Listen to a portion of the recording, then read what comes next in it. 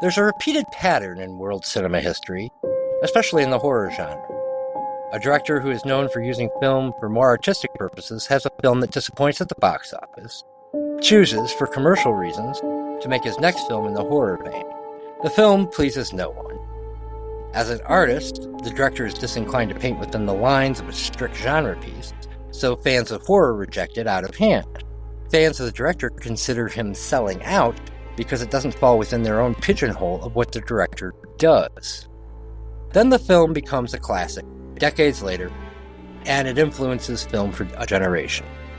Such was the case with Stanley Kubrick when he adapted Stephen King's The Shining.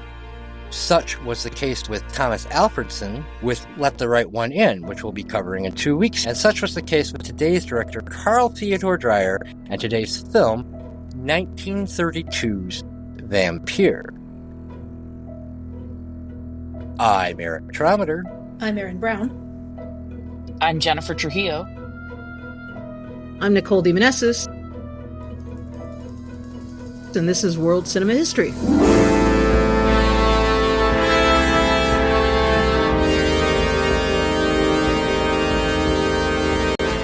This week, 1932's Vampyr, directed by Carl Theodore Dreyer. With me today is our normal co-host, Erin Brown, and joining us are good friends of the podcast, independent film producer-director Nicole de Meneses, and Jennifer Trujillo, who runs the Gilbert Baker Film Festival. The film Vampyr is loosely based on 3 stories from the collection In a Glass Darkly from 1872 by Sheridan Le Fanu, especially Carmilla, which is considered the very first Sapphic vampire story. We covered another, ever so slightly more faithful adaptation a couple of years ago for spooky season, with the Hammer horror film adaptation The Vampire Lovers. If you'll remember, that was the episode where Yazzie Sophie, as she was apt to do, spent most of the episode drooling over Ingrid Pitt's boobs. This adaptation, a bit of a different story, and the word adaptation, I think, is rather loose.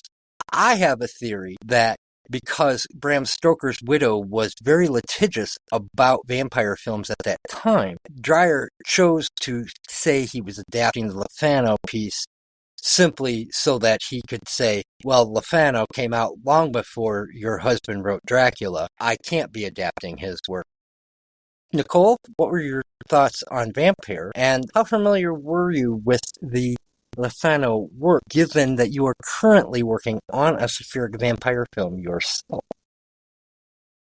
I've been familiar with this movie. I tried to watch it in previous years, and it always pops up around the spooky season. And I watched it again specifically for this conversation. I was not aware that one of his films he had done prior was the Passion of Joan of Arc. And even though that one and this film were considered commercial flops, it is interesting to see his connection to working commercial directors today who were heavily inspired by these films that weren't as celebrated at that time. Even revisiting this film and watching it again, I find it challenging, but I appreciate some of the film techniques that he employed. The camera is very active. The use of the Gothic imagery and the use of shadows to try and dictate the story, or at least surrealist elements. The story itself is very loose and kind of weak, but overall there's so many strong visuals in this film, it's hard to just discount it. So even if other people have tried to watch this film before or find it challenging to get through, I still would encourage people to keep revisiting it, because I think there's something very special in his visuals, in what he attempted to do at the time, given his limitations. Speaking specifically to the Carmilla storyline, it's non-existent. He made sure to take out, sapphic lesbianism. It would have enhanced the story for sure, whether or not that was either a choice given the time period, either restrictions on audiences or his own restrictions that he wanted to put on that story. The story of Carmilla is such a rich one. It's following a young girl being targeted for her youth and innocence, and there's something very nightmarish about that. And there's also something compelling about young women when they reach a certain age, that they do become targeted kind of in society, and they get sexualized. So the story of Carmilla is still very interesting today in terms of speaking to that societal commentary on women in society and their place, and even having their own sexuality be used against them. But you're also rooting for, a woman to come into her own, and the idea that the only way she's able to do that is by becoming a monstrous creature to defend herself from men or other predators. Is she has to become the predator herself is an interesting commentary. I very much enjoy the lore around vampires, and specifically sapphic vampires, because they have to be just as dangerous as their male counterparts. You make a good point because, of course, the vampire here is a very old woman, and we only see her twice. I wonder if some of the box office disappointment on this is it's a film called Vampire, and there's only one vampire. You see her twice, and one time it's as a dead body. I wonder if this is a case where it didn't say what it did on the box, and maybe that was why the box office was disappointed. Yeah, I think they definitely switched their audience up. They're following this young man who's just being very passive, slowly discovering different things and coming upon different things, but he's not very active in the story. He's not fighting villains, and even in the end, it's very ambiguous. He doesn't even kill the vampire, the house servant does, while he's busy fantasizing about his own death because of blood withdrawal. It's a very passive character. Again, it makes for a difficult watch, or even to keep you engaged as an audience. Jennifer, first of all, was this your first viewing of this film, and was this your first viewing of Dreyer? I was trying to figure that out. I believe it is my first viewing of this film. I am glad that I got to watch it. I appreciate the invitation to watch it and the chance to talk about it. It's interesting that Nicole is saying you didn't like the main guy character. I mean, he at least is sort of pulling through the film. Right? It's his journey of exploring and trying to figure it out. I had to rewatch it and rewatch parts of it to try to figure it out. So I'll be excited to hear the summary and what you thought. I was trying to figure out, who was the vampire? Where was the vampire? Was it the lady? The doctor guy who was kind of Freudian was kind of spooky through the whole thing. And I was confused by the plot line and the storyline, but engaged enough to watch it and rewatch it and try to figure things out. I agree visually it was cool, just very fun with the camera, all kinds of crazy angles, all kinds of crazy camera movement, like inside the coffin, top down, just crazy cool stuff for the time period. And I don't know that I know enough about the time period to say that, but I felt like it was some flexing of some cool stuff. Some of the visuals and the shadow play reminded me of Cabinet of Dr. Caligari. Like even some of the symbols in the shadow looked so much like some of the poster art from that film. To that end, I was going to say, you say we don't see the vampire, but I kept it was unnerving and spooky, and I was waiting for a vampire jump scare. I was waiting for more vampires. So I was unsettled watching the whole thing, and I don't know that we don't know that we didn't see the vampire in all of those crazy shadows and skulls and movements. And I don't know. I don't know if they've ever talked about that. There's all sorts of, to Nicole's point, all sorts of, on the Criterion Collection DVD, it looks like there's all sorts of discussions from Guillermo del Toro and other people analyzing the film and talking about it. I don't know. I welcome to hear what you have to say in your notes, Eric and Erin and Nicole. I'm glad I watched it. I'm glad I'm here to talk about it. It was interesting and creepy and cinematically weird and wild. The story, I agree. I was confused. I'm confused. So I'm happy to hear more talk about that. So I guess it failed in the storytelling end, but not in making me want to watch it. I will defend this to the hilt because this, while yes, it's a thin narrative in terms of it only takes place over one night in a very small area, I think this is a great experimentation with how to drive narrative almost exclusively visually. Now, of course, there are a lot of intertitles, and you practically read a whole book because time after time, the transition is reading from this book that the father character leaves before his death, which I thought was an excellent way because the book becomes a character. And I thought, and I've seen the film maybe 9 times, maybe 10 times, a lot since it was restored in 1998. Something that very rare an October goes by that I don't pull this film up because I absolutely love it. And you mentioned Del Toro, his commentary track. I have not only watched the film with the commentary track on, I actually have it recorded on my phone and I've just listened to it independent of the film. Because he does such a great job, I think, breaking down his point of view on it, that you don't actually have to watch the film to understand what he's talking about, because he almost gives an essay on it. But we'll get back to Del Toro later. Erin Brown, I'm going to take it from the text that I got. This was not your favorite film that we've done so far. No, not at all. I agree with Nicole and Jen. The plot is very thin, and Alan Gray is extremely passive. I mean, we didn't even need him in the story, honestly. The only thing he did that other people didn't do for him was rescue Giselle. But even if you saw how her wrists were tied, she could have untied herself. The guy was pointless. It was very weird. It was a very, very weird film. There were a lot of really cool shots. I agree that the camera work was pretty amazing. There's a lot of stuff that you don't ordinarily see. And I thought that a lot of the things they did as far as the shots were good, like the shadow detaching from the guy and then reattaching. I thought that was really cool. But at the same time, the constant day for night made it really hard to tell what time any of this was happening. I didn't realize until the second viewing that it was all one night. And also, if the father had that book that basically gave you the entire plot as you read it, why didn't he do anything? Why did he just go find this random dude? Well, I'll go you one better. If he hadn't written to be opened after my death on that book, the whole movie never would have happened.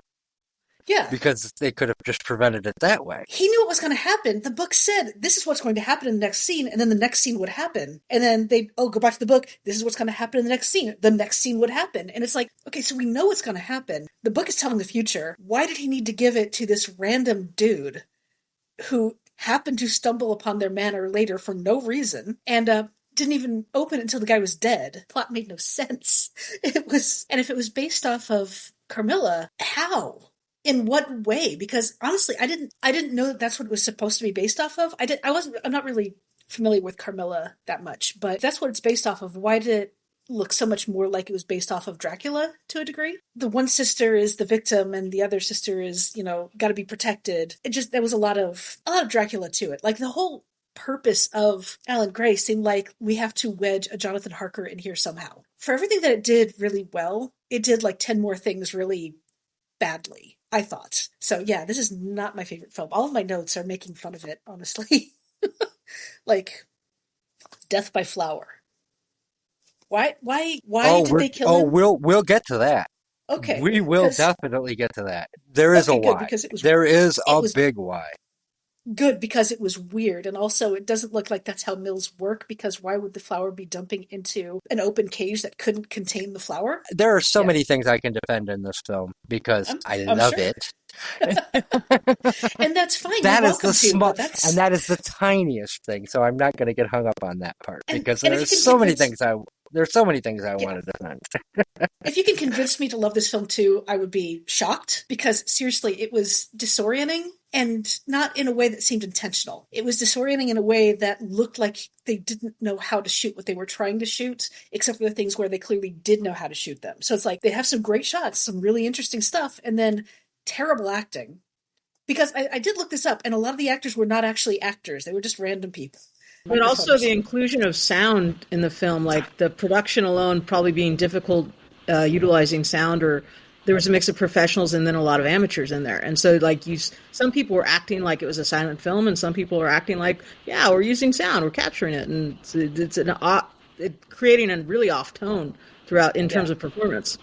Well, let's start with the Alan Gray character, who is played by someone who calling himself Julian West, who is actually Baron Nicholas de Gunsberg, by the way, in 1971, made the top 100 best-dressed men of all time list. Good for him. Not an actor, but a trust fund kid who financed this movie if he could have the main role. And the reason I think he's perfect for this film has nothing to do with his performance, but because he is a dead ringer for H.P. Lovecraft. And so every scene in this film, I just kept picturing H.P. Lovecraft going through all of these adventures, which works perfectly. And I think he has the perfect face for this. We were talking about whether or not this is a good adaptation of Camilla. He is where the adaptation of Camilla and Glass Darkly is most strict, which of course is the way that the short stories are bound together, is the journal of this kind of drifter who is cataloging stories about the occult, which is what the Alan Gray character is, which is why he is the person who is given that manuscript, because he is known to be an occult expert. That is why the father is calling on him to try and save his daughter. All of that is straight up from Camilla. How did the father know he was there? It looked like he just wandered into his room through a side door. It looked like there were multiple doors to the room for no reason, and he just happened to have the key to unlock the door by the bed and just wandered in and looked at him and then said, "She must not die," and put the book down. It's like, it didn't make a lot of sense for him to be doing that. When I think of Carmilla, I always think like the setup is like an injured girl that gets taken in, and then she slowly is sucking like life or resources from the people who are don't realize how dangerous she is. Specifically, she targets either a young daughter or somebody that is susceptible to her charm. So even it's way too loose to be like, this is an adaptation of Carmilla. It's for me. Well, it doesn't say it's an adaptation of Carmilla. That is something that's been put on it afterwards by the film critics. It says it is an adaptation of Glass Darkly, which is the entire collection of novellas and short stories, which is put together with, I can't remember the character's name, but an Alan Gray-like character who is a drifter obsessed with the occult. I just think, to Aaron's point, Alan Gray as a character is so passive, and I find him useless. I don't care about him. Even though, Eric, you seem to have an affinity for his looks, and that you're having your own little Lovecraft Scooby-Doo adventures with him, I just wasn't as taken with him as you were. Bro. For me, he was the thread through the story, though. Like, his experience, his eyes, his watching, like even the fart in his coffin. I don't know, was he our narrator, our passive narrator? Let's talk about Del Toro's take on this. He sees Alan Gray as a Christ figure through this, who sacrifices his blood to save us. He is buried, we see the funeral, and then is resurrected. He talks about the skulls and the clocks. So you have that eerie, faceless clock at the mill. You always have watches. There are clocks all the way throughout it. And you always see a skull. And even in the opening credits, you see the skull. And when you finally see Margarita Chopin staked, you see a skull. And he calls those memento moris. The medieval paintings that meant you too will die. Reminders of our own mortality. And the clocks as reminders that time is what is killing us. Now, I have a different interpretation, and we'll get into my interpretation of this, which is carefully crafted and has a lot to do with my own religious beliefs.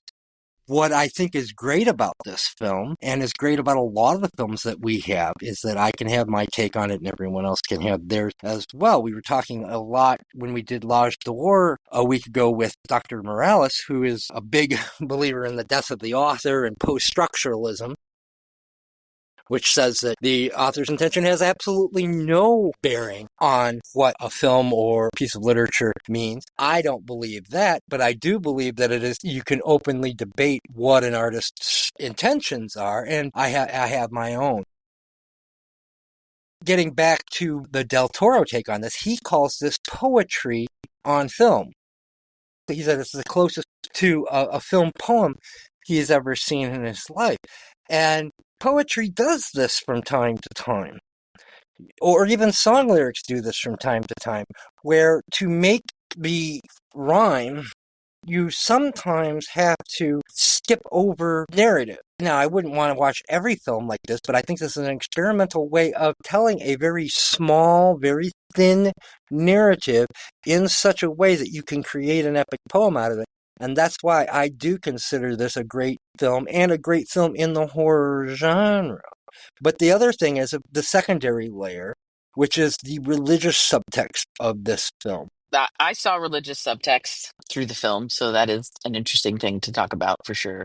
And through all of vampirism, right? Like it's very similar to the Christ, death, resurrection, eternal life sort of parable. In terms of the character Alan being a Christ-like figure, I just didn't see him being proactive enough in like that Christ had followers. He inspired people to lead. And so even though Alan goes through some similarities in terms of resurrection, I as a character, I don't know, I to put that weight on him as such an important figure or as somebody who is battling evil, he just is so weak to me that I wouldn't garner him with that kind of respect. So it's interesting that Guillermo del Toro had that perspective.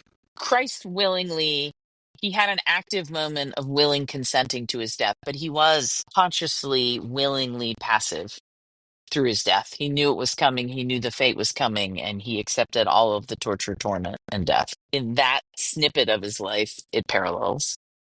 In the crucifixion and resurrection, he may have been more passive, but there was a point to it. And there didn't seem to be a point to it in this film. It just kind of happened. The big difference with Alan's character compared to other, like, more working class, like he's just educated or scholarly, and so that really sets him apart in that his pursuit. He has pursued this, but he definitely is an odd man out in the place that he finds himself. But I think he's an autobiographical character for Dreyer. I'm saying this as someone who considers myself very passionate about 5 of the films that Dreyer made in his lifetime. Out of, say, 14 that he's made, I've seen 6. 5 of them, I think, are absolute masterpieces. And all of them, I think, contain the same theme running through. But let's look at this fellow, this Carl Theodore Dreyer, and the life that he's led and where he's coming from. He was a very strict Lutheran, a very, very religious man who made 2 films that deal with the supernatural and one dealing with someone being accused of being a witch, in that case Jeanne d'Arc for The Passion of Joan of Arc. Each one has the exact same theme, which is, what can I do to be redeemed in life? And this is a very, very Lutheran idea. That idea, or even crossover to, since he was a Dutch person, Calvinist idea. The idea that at your beginning, through the grace of God, you are redeemed through your belief in God and not through your good works. That at the beginning of your life, you are selected whether or not you're going to get to heaven. Mr. Carl Theodore Dreyer was the product of a master of a house impregnating one of his servants, sending his servant away, and putting the child up for adoption. His mother would die about 8 months later in a botched attempt to get an abortion of a second child she had with him. And his adopted family never let him forget that. This was his beginning. And how grateful he should be for the food on the table. Given his beginnings, he had nowhere to go. He grew up as a Lutheran in a Calvinist society that said you, at the time of your birth, are told whether or not you are part of an elect that can get into heaven. And of course, there is the great line in this. Leon, in one of the best scenes in the film, where she almost has an orgasmic look on her face as she becomes more and more enthralled to the vampire after she's saved from suicide. Yes, and she said, "Oh God, oh God, oh God. I'm damned, I'm damned, I'm damned." The idea, of course, was that the vampire, by getting their enthralled victim to commit suicide, will be able to keep them in the netherworld by keeping the gates of heaven locked, the locking of the gates of heaven. The obsession that Gray has with the occult, is he then damned, and is he then redeemed by the death of Chopin as well? Is he taken out because is he enthralled to the vampire because of his obsession with the supernatural? And is he acting as a surrogate for a Carl Theodore Dreyer who time and time again throughout his films is asking, am I, because of my beginnings, because I was born an illegitimate child, a child of sin? Do I carry that original sin with me? Or when Christ died for my sins on Calvary, was that not one of them? And he is constantly asking this question. In Jeanne d'Arc, when you see she is sentenced to death, the first thing he does is cut to this close-up of Andretti, whose eyes alight to heaven, as if to say, I have done it. I have achieved salvation at this point, where, as opposed to fear of death, she is like, my torture on this earth is over.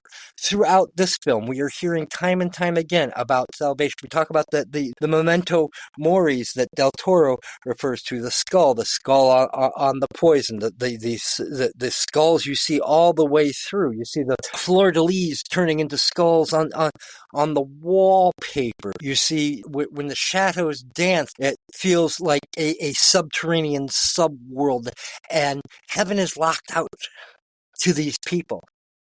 Del Toro, his point, where you have this figure out of nowhere intervening, like God putting Jesus onto earth, giving of his blood, making a blood sacrifice. I don't agree with that, because I don't look at Alan Gray as being someone who is redeeming these characters. I think he's being redeemed along with them, because when he, by saving Leon and by actually witnessing in real life these supernatural things that he has been chasing his entire life, he himself is broken of the thrall of the supernatural, just as Leon is broken of the spell of the vampire. And when that stake goes through the vampire's heart and the spell is broken, and it's broken for everyone, that is Dreyer opening the gates of heaven for just a moment and allowing himself. I'm not going to disagree with you about what that might have all meant with Alan Gray, but at the same time, was that conveyed if we didn't know that about the director?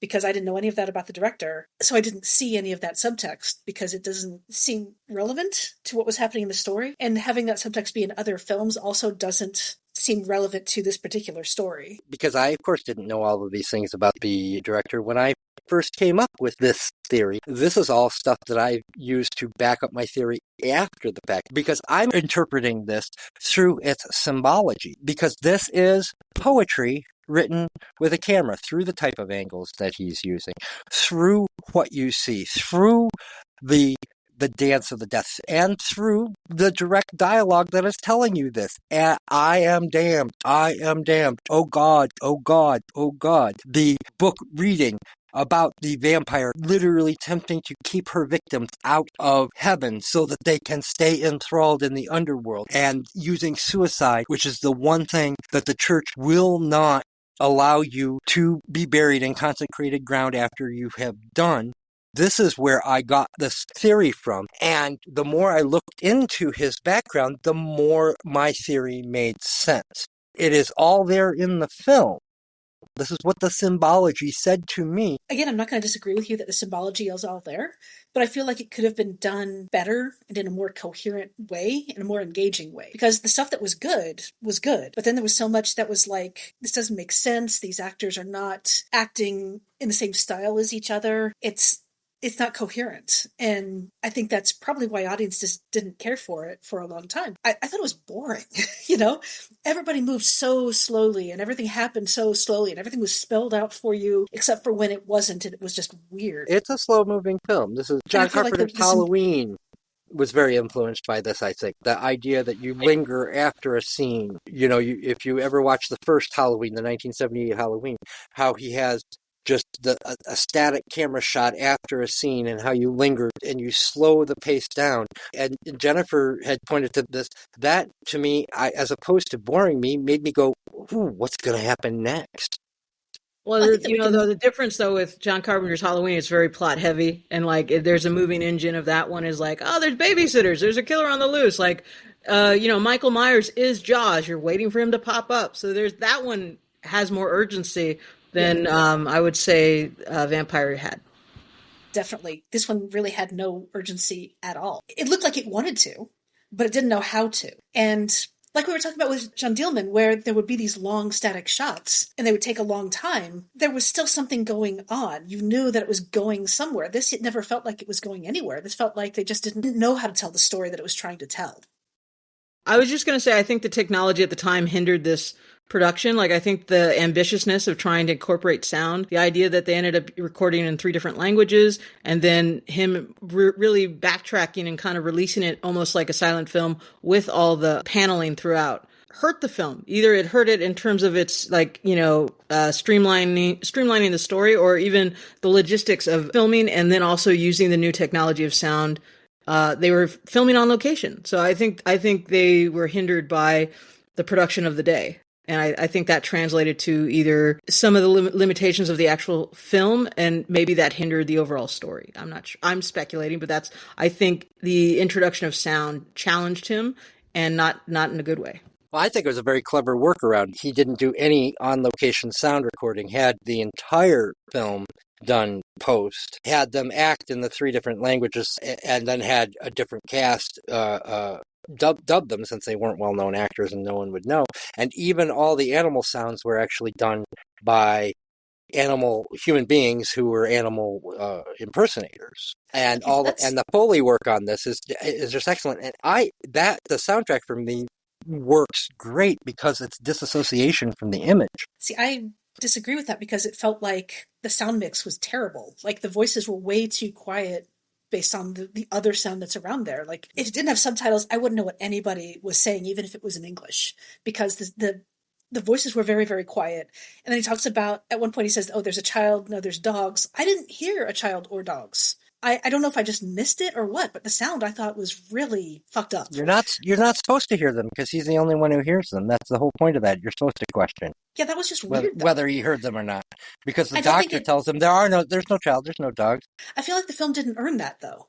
Like, it didn't make sense for it not to be there and for him to say it was there, but it wasn't there. And then the doctor, who we know is the vampire's minion, could be lying to him or not. We don't know. The film didn't earn that moment, I thought. The opening with the man carrying the scythe with the big hat, the poppings in and out of the windows, the gazy high contrast where he actually took gauze and backlit gauze to achieve this effect for the exteriors up until then, and the contrast between the exteriors and the interiors. I thought it visually had earned all of these moments. But then this is an experimental film in terms of narrative. It is attempting to tell a story through words on a screen, literally printed on a screen, like you are literally reading a book, and images. It works for me the same level that the film we were talking about, Luis Buñuel's L'Âge d'Or, works for me. The same way Un Chien Andalou works for me. The same way Cocteau's Blood of a Poet and later Orphée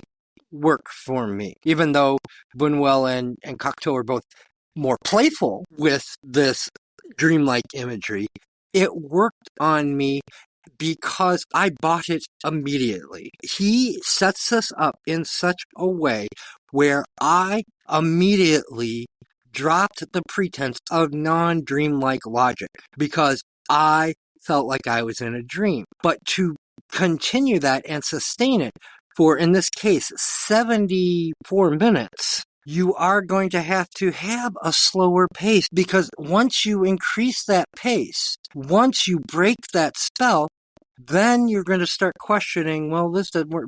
How much it makes sense in a dream?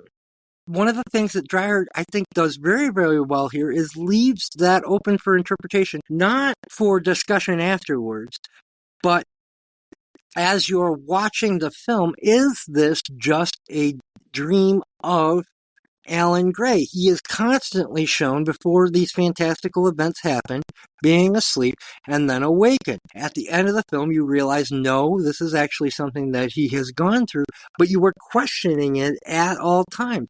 Oh, see, I don't think it really tied together at the end either. I thought, where are they going? At the end, when they leave the mill, are they going back to the manor, or are they just leaving? That didn't make any sense to me either. It just felt like they had a whole other story going on while the rest of the movie was happening, but we only got to see the very end of it.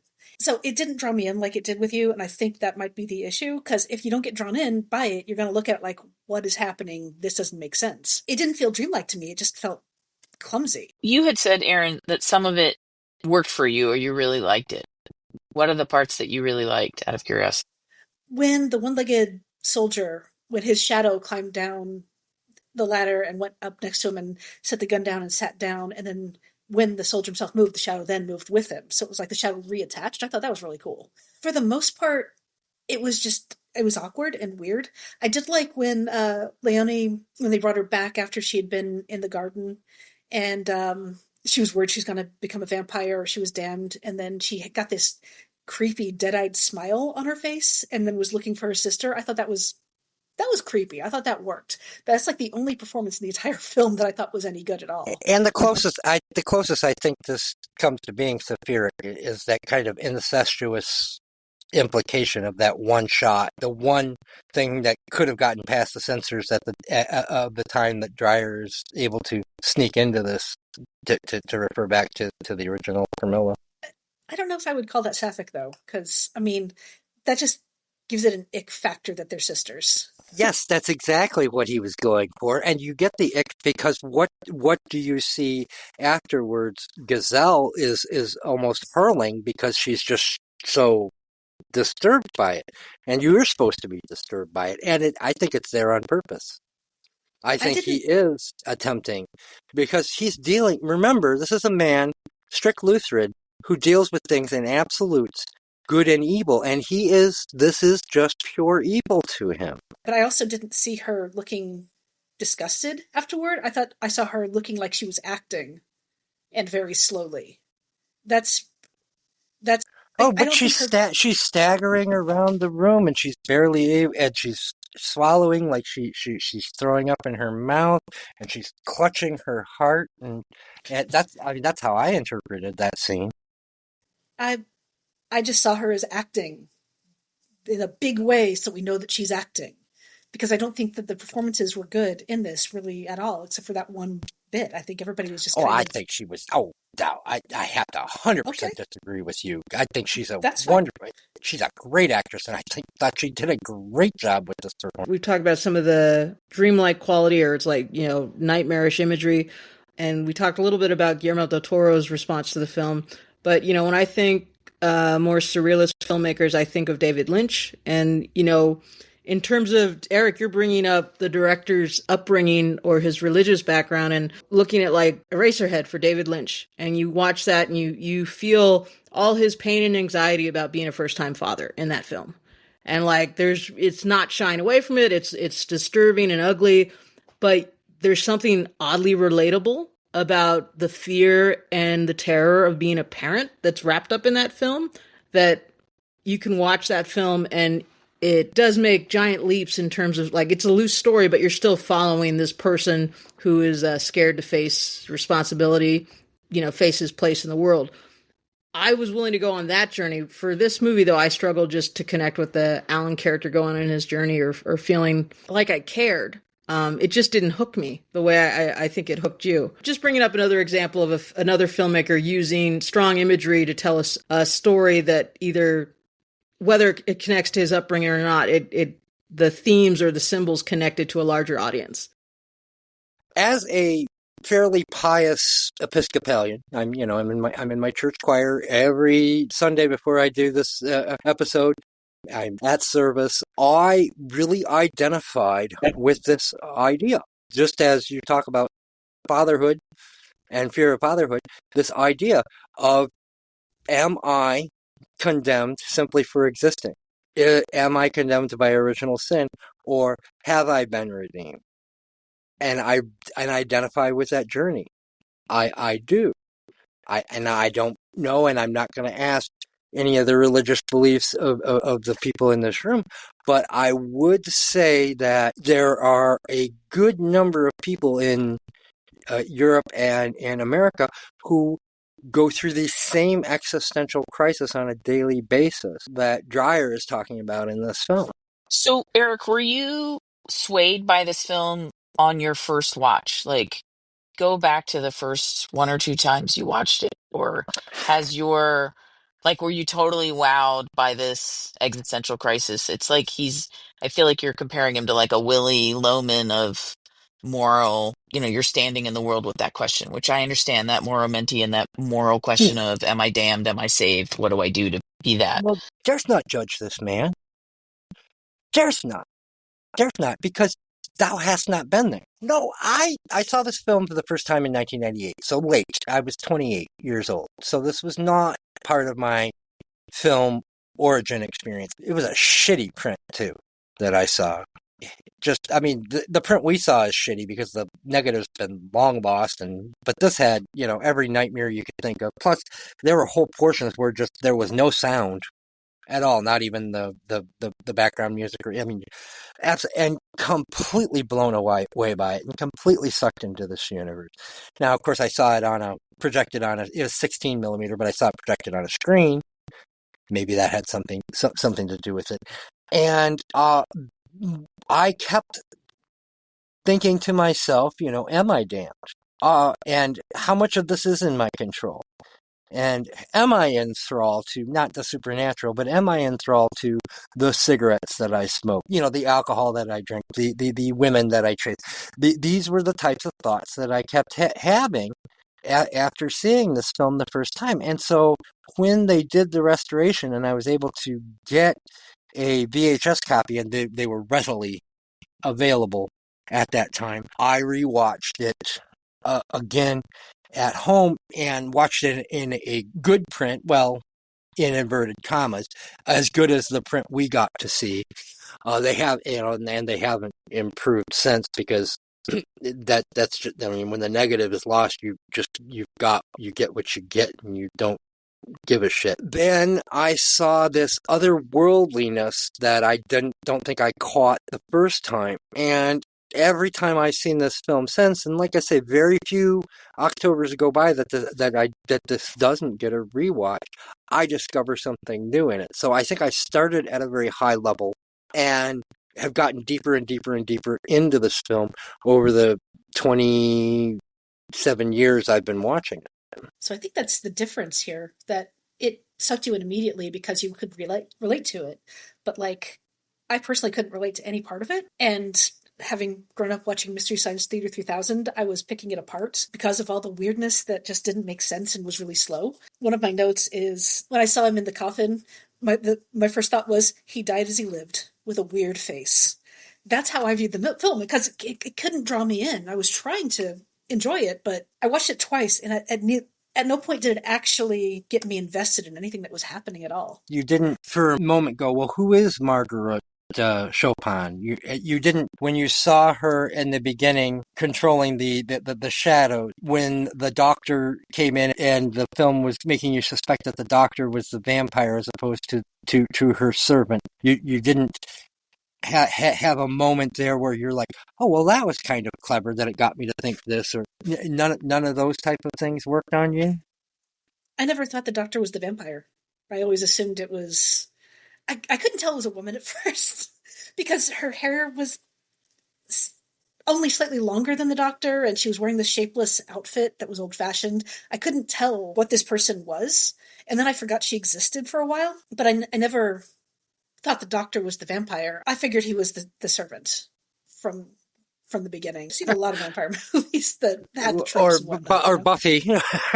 I actually never watched Buffy, but I don't like Sarah Michelle Gellar, so... I don't think I've ever watched Buffy either, but I wasn't its demographic. Well, they are remaking that series, so you will have a chance to see it with the new cast. Well, there's a lot of things I'll have a chance to see that I won't. That's not my demographic. That is not my... I don't listen to Taylor Swift either. Doesn't mean does anything bad. My daughter absolutely loves Taylor Swift.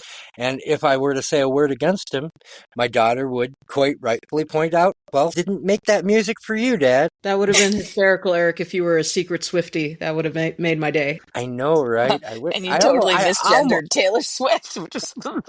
Yeah, I noticed that too. It's weird. You said him. Which, good. Her power reeks of male power. Taylor Swift is a woman? Shocking, isn't it? I thought he was a football player for the Kansas City Chiefs, and he was just really, really fast with a name like Swift. Yeah. No, let's get Taylor Swift in this, because now we'll be on trending on YouTube.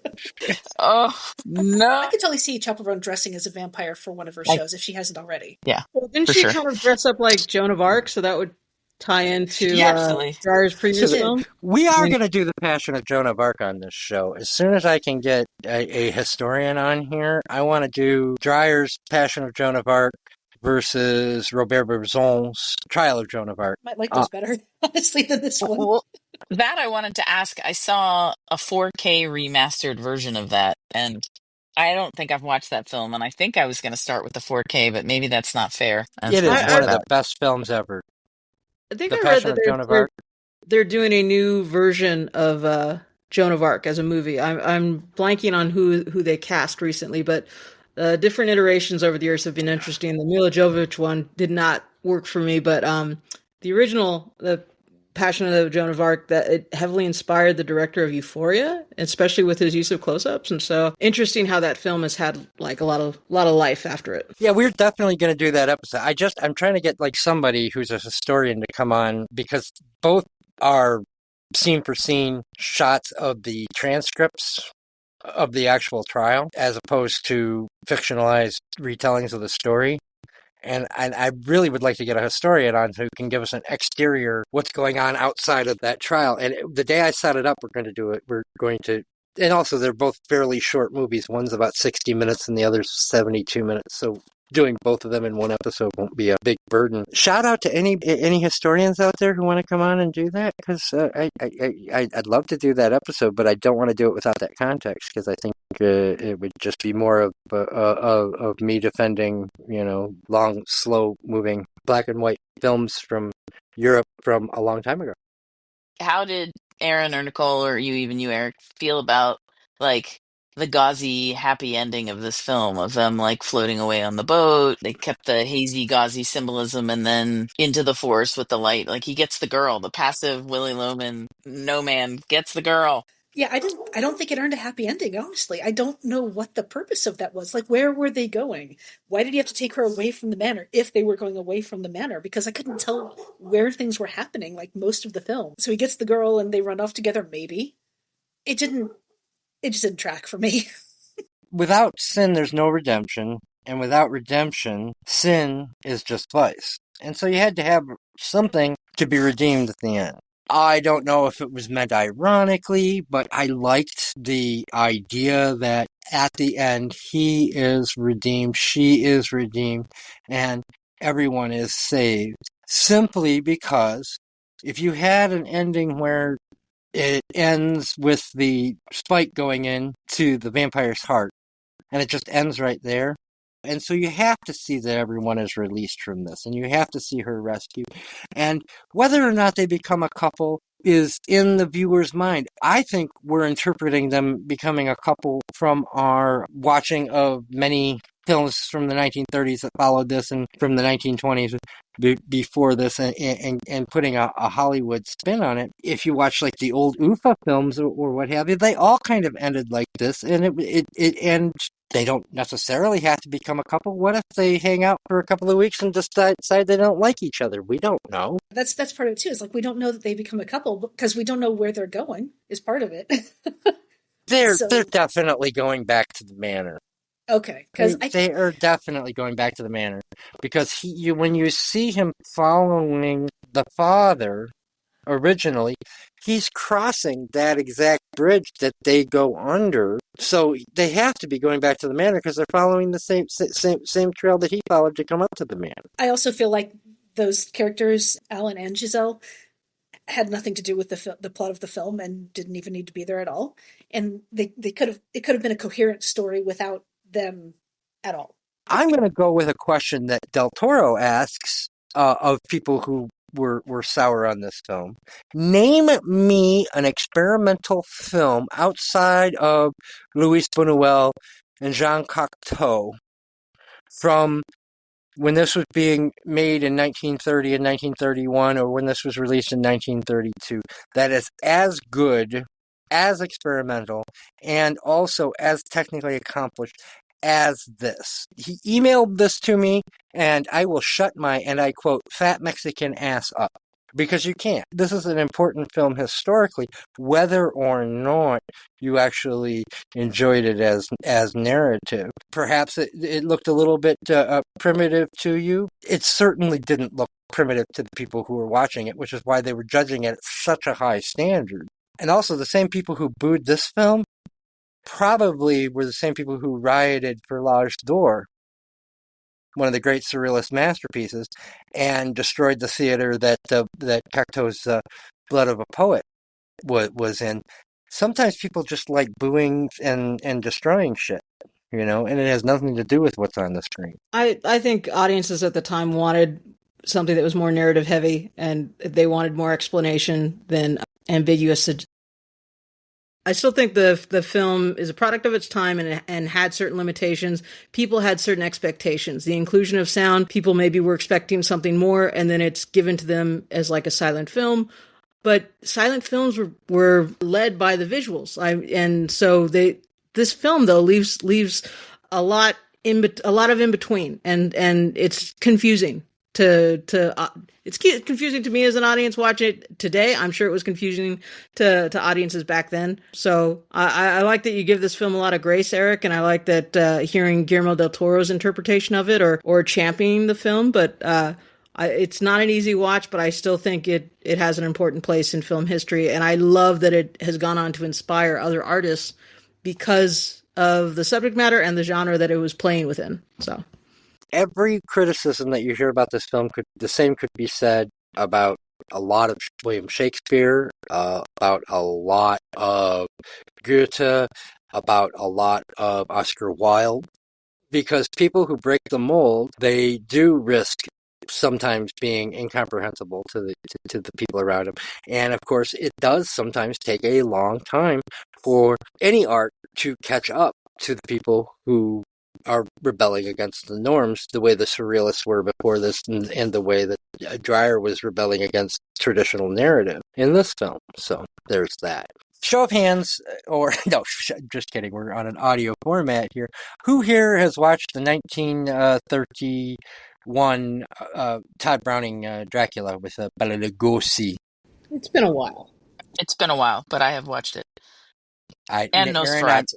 Aaron, I'm not going to even ask. I might have. I don't remember. I know I've seen the original Frankenstein, but I don't know if I've seen Dracula with Bela Lugosi. Okay, I love Todd Browning's film Freaks. The One of Us, where he hired actual sideshow performers. Absolutely love Todd Browning for Freaks. The original Dracula is in no way, shape, or form what I would call a good movie, nor is it what I would call well directed. It is literally a stage play where Browning sets the camera up, has Bela Lugosi reproduce his stage performance through slightly more realistic sets than the ones you would have seen in a Broadway theater, and without an audience. And so when people compare this film to the Todd Browning version, I think they're confusing it with the other Universal film that came out that year, which is a visual masterpiece, which of course is Frank Whale's great adaptation of Frankenstein. You might as well have had somebody sneak a cell phone in of a version of the Dracula play, as far as I'm concerned, for that film. So when I was a kid, my dad did a lot of theater, and they did a production of Dracula. The sound system was not amazing. He had a tape deck, and the guy doing the sound had it queued up where if he set the tape to a certain point, it would play the sound effect. And he had it all written down, but he had it written down wrong, so it didn't always play the sound effect at the right time. The person that did the props, that did the flying bat, had rigged up this really elaborate system where they had two people in the catwalks with a bit of fishing wire on each wing, and they would run back and forth and make the wings flap to make it look like the bat was flying around the room. It was supposed to look really cool and really good. And the bat was supposed to break through the glass door and fly around the room, and everybody was supposed to panic, and it would fly back out. And there was supposed to be the sound of shattering glass, and the bat flies around. Well, the first thing that happened was the sound guy didn't get to his cue at the right time, so they had to wait. And so they're ad-libbing, trying to stretch the scene out so that the bat could make its appearance. And finally the bat makes its appearance, but the sound effect was a doorbell. So the bat rings the doorbell, and the guys flying the bat start doing it, but they couldn't keep the altitude up, so the bat jumps in and plummets to the floor. And then they kept running, so it slithered up the back of the couch, down onto the cushions, onto the floor, around a little bit, back up the couch, over, back down, and then out. And they had to stop and wait for the audience to calm down, because that was the most ridiculous thing that could possibly have happened. After the show, they're like, guys, what the hell? And they're like, we'll get it right next time, we'll fix it. Okay, next night happens, and again the sound is late. And they're ad-libbing, and they're ready to go, and ding dong, and the bat comes, thump. And the audience at this point knew it was going to happen, and so they're on the floor, and they had to wait again for the audience to calm down. And after that, they were just like, we're not doing this again. They changed the way the bat would fly. They got a different sound effect. They finally got it right for the rest of the run, but that bat was known as the dingbat. I want to ask another question about the Go ahead, flower. Jennifer.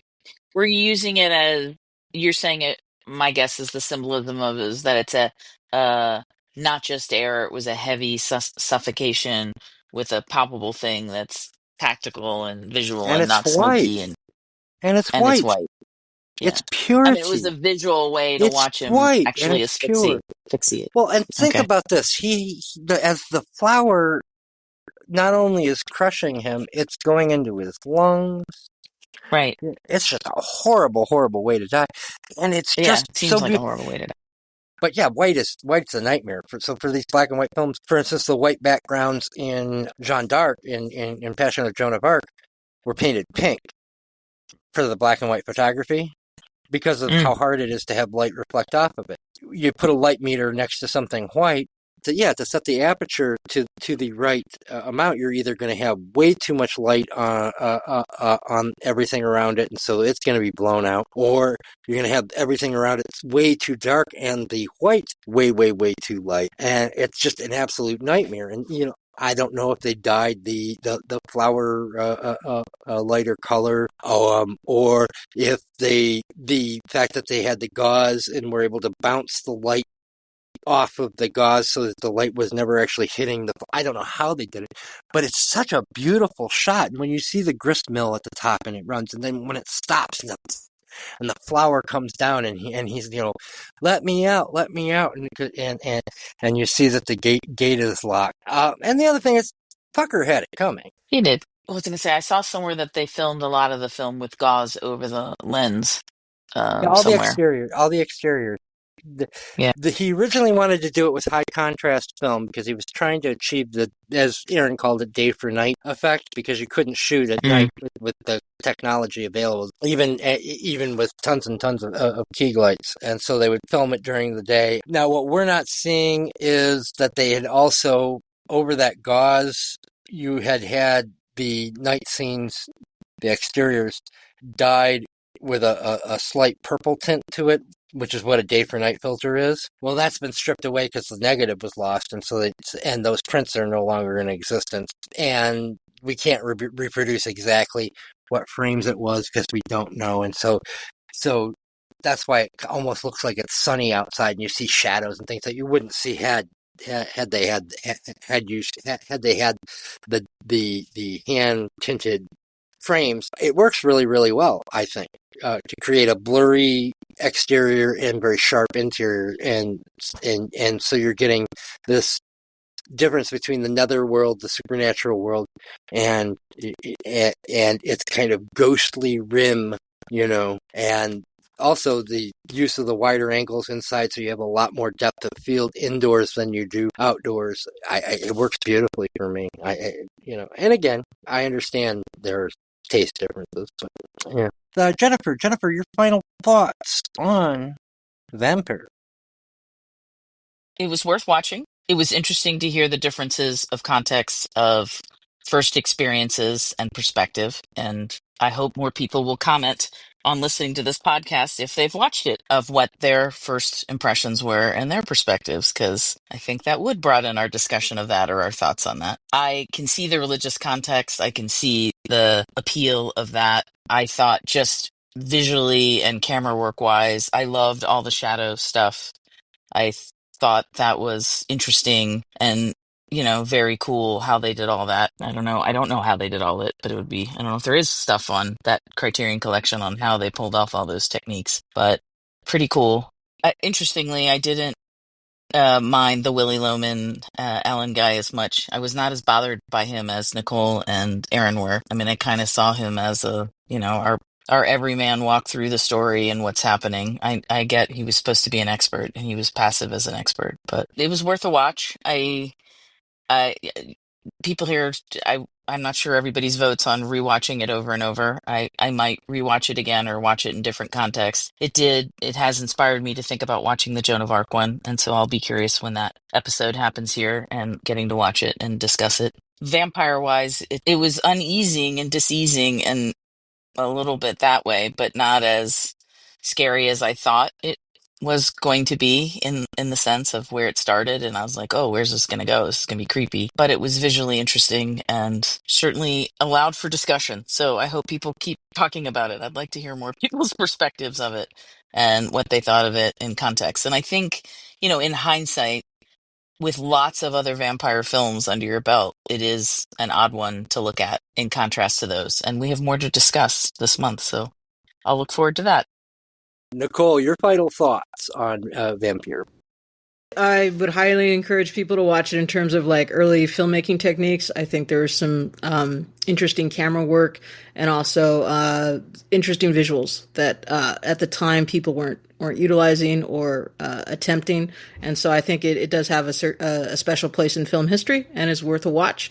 If you are still hungry for sapphic vampire content, though, I would encourage people to watch The Moth Diaries by Mary Harron. And, that one was, there was a 2002 novel and the 2011 film that both were inspired by the Carmilla novella. And so it's interesting to see how, different works of art continue to inspire other works of art. So if you are still hungry for that sapphic vampire content, The Moth Diaries definitely delivers on sapphic vampires. It's bloody, it's gory, and it's also pretty. So would highly encourage that one. If I may, I also, all joking aside about Ingrid Pitt's boobs, highly recommend The Vampire Lovers as an adaptation of Carmilla. It's actually a very, very good film, and probably top 3 or 4 for Hammer vampire films, in my opinion. But the 1970s one or another one? Yeah, the 1970 one. Yes, There was the one another with the one with Ingrid Pitt and Peter Cushing. Yes, correct. I keep forgetting not everybody has watched every single Hammer horror film back to back to back to back every year for the last 30 years. Weirdos, your loss. We're still crowdfunding for Last Bite, our sapphic vampire film set in San Francisco. I would just encourage people to check out our GoFundMe campaign. We're at 60%, so we're making our way, and just the littlest donation, $30 goes a long way, and we would appreciate the help. So that's all. And the link to that is in the episode description. So, don't just help Nicole. Help Jennifer, me, and Erin be able to see that movie, because we're looking forward to it almost as much as Nicole. Erin Brown, final thoughts on Vampyr. Okay, so this was not my favorite film that we've discussed. I'm not going to say that people shouldn't watch or anything like that. I think people should watch it and make their own decision based on what they've seen. I don't think I'm the target audience because I tend to see things a lot more literally, so the dreamlike quality, I didn't get that. I think that's probably the biggest problem. That and all the Mystery Science Theater 3000 where I'm ready to make fun of stuff, It did have its good points. I do think that it was interesting to see the experiments with the camera work and things like that. But I also think there are other films that you could watch that also have innovations in the camera work that might be more entertaining, depending on if you can relate to the film or not. That's just my opinion. I'm not going to say it's a bad film at all. I'm not going to say that. I'm not going to say don't watch it. I'm going to say I didn't personally like it. I'm not going to watch it again. I would rather rewatch Simon of the Deserts. But it's not a bad film. My favorite film of all time, you mean? Yeah. Simon of the Desert? Yeah, your favorite film of all time, Simon of the Desert. I would rather rewatch it than this. Also, I think I misspoke when I said I've seen a lot of vampire films, because I really haven't, but I've seen enough that I know the tropes. So There are people that are more qualified to talk about this film than I am as far as it being a vampire film. I'm glad I did watch it so that I know that it exists and have an opinion on it, but it's not something I ever need to see again. And I think that about sums it up. Jennifer, where can people find you on the internet? www.gilbertbakerfilmfestival.lgbt and on all the socials is Gilbert Baker Film Fest or Gilbert Baker Film Festival. There you go. Nicole, same question. People can find me at Dark Rainbow Films on Instagram, and if they want to email, find out how they can get involved with the vampire film, it's darkrainbowfilms at gmail.com. And Erin Brown, same question. I'm on Blue Sky at Toad Puppy and YouTube at Pizza Horse Productions. And if you want to help out the podcast, you can go to our page at ko-fi.com/World Cinema History. You can join up for as little as $1 a month and become one of our DVD Extra Club members and get extra content every time we do an episode. So that is ko-fi.com/World Cinema History. Hey, Nicole, what are we going to be talking about next week? Oh, my favorite vampire movie ever, Near Dark. Catherine Bigelow's a Western Gothic masterpiece. So I hope people tune in for it. Jen has never seen Near Dark, so I've been bugging her to watch it, and so it's going to be a good talk. Excellent. That'll actually be your 4th appearance here on World Cinema History, Nicole, which means you have joined the Fiona Powell Hall of Fame. So welcome. Welcome to the Hall of Fame. You, along with great names like Mark Redfield, Sheila Bloom. I'm in good company. All right, so join us next week for Near Dark. And thank you for listening to World Cinema History.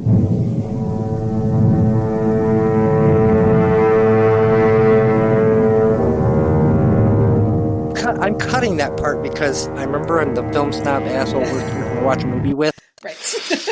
Okay. Don't fuck with my character. Stop breaking kayfabe. You know that's how Roddy Piper got kicked out of wrestling. That's true.